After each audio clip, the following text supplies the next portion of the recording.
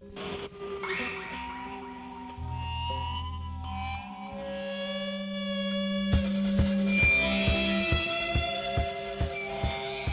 this is Christopher Creel. And this is Jamison, Challeen. And this is Movie Talk. Today we're going to review the movie Curse of Chucky.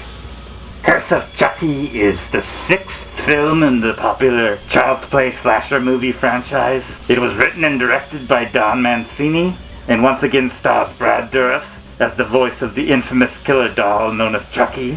Brad's daughter Fiona Dourif also stars in this film as the movie's central heroine. Mancini wrote the original movie and all of its sequels. He also directed the last installment, Seed of Chucky, in 2004. This film takes place 4 years after the end of the previous movie and picks up with Chucky being mailed to a young woman confined to a wheelchair and their mother. He of course terrorizes them. So what did you think of the movie? I enjoyed it. I mean, you know, the doll is actually... You've never seen a Chucky movie before? No, I mean, I've seen clips and stuff, but I've never actually watched all the movies, even though I'm a Jennifer Tilly fan. That's, you know, I know that she was in some of them. But no, I'm not... fantastic. I'm not really much into the horror movies. Like, I haven't seen all the Freddys or all the Jasons or all of those necessarily. You haven't seen my films? No, I don't believe I've seen your films. I just generally shy away from horror films is all. But this one they're my favorites. Well, now... they're the best. Maybe we had different childhoods. I suspect that we might have had different childhoods. So maybe that makes us be interested in different kinds of things. I love Chucky. I had the doll, but I don't know where it went. One day it was just missing. Well, I hope he doesn't show up. I mean, dolls are scary anyway. I don't know why they are, but oh, definitely. They're just terrifying. Like clowns. Maybe it's because they're just... I was a creepy child. Were you? Yes. Were you? I have a feeling you might have been a creepy child, but most of my friends were creepy. I like creepy friends, so maybe I was actually creepy myself. Girls like the creepy guys. Yeah, well, that's the old saying goes. If you want to get chicks, you be a creepy guy. I think that be a creep. If you've got them locked up in your basement, if you promise to let them go, they tend to be nicer. Well, to be more friendly, if there's some incentive involved, is what you're saying. Yes.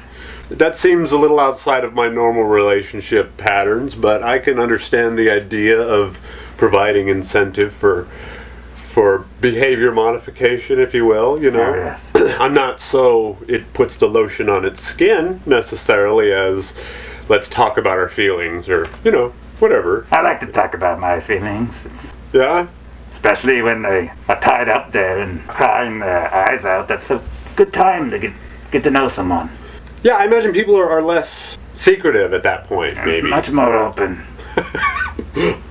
Is that, what's the term? Captive audience, I guess. Especially when you cut them open. Oh, well, now, that, again, like I said, would be a little outside my personal comfort zones, but if you like your gore, there's enough gore in there. It was nice to see... I love the gore. It was nice to see Bo from Santa Barbara get his. The priest. And there was a particular shot that I really liked. When the blood was pooling and there was the reflection. That was really a beautiful shot. I mean, dark and all that, but there was a really quite beautiful element to it. I often like to admire myself in people's blood when that happens. Do you get a better reflection that way if it's a darker, thicker liquid? Yes. I mean, I don't know. I guess that's how I would do it. But it's always one of those moments when I'm like really proud of the person that become. Are you getting teary-eyed there? I think so. Oh, sorry. We're having an emotional moment here, maybe a breakthrough, which is good, because, you know... So that moment in the movie really touched me. Well, I'm glad that was able to bring some deep emotions. You were able to be moved by the movie. Yes. I wasn't as moved by the movie, but I'm glad that you had that connection. My problem is it was hard to feel worried about the characters because they were all fairly dumb. You know what I mean? Like, not Chucky. No, not Chucky. Chucky did whatever he wanted. Chucky did just fine. So if you were to rate this movie, what would you rate it as far as movie? I'd give it 5 stars out of 5. 5 stars out of 5, huh? All right, well... I know Tim Hellman only gave it 4, but... He only gave it 4, huh? I guess I would have to give it... You know, I'm going to go with a 3. That's it. Just because, a 3.5. I'm going to give it a 3.5. Halloween. Because... My favorite time of year.